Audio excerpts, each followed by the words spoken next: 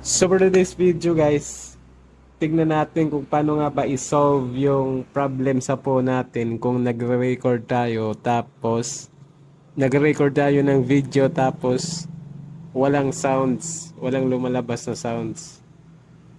So tignan natin. So una, pumunta ka sa settings.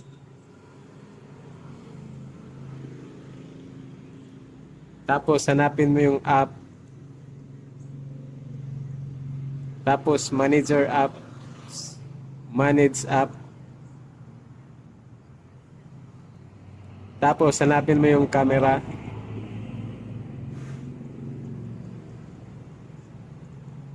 Tapos yung permission i-on mo yon.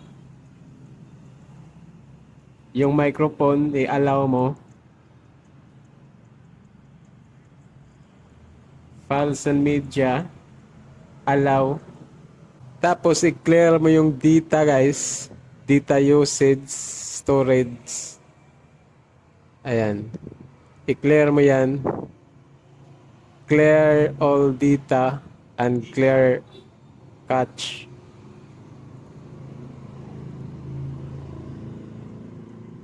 Then pagkatapos yan guys, punta ka sa Bluetooth.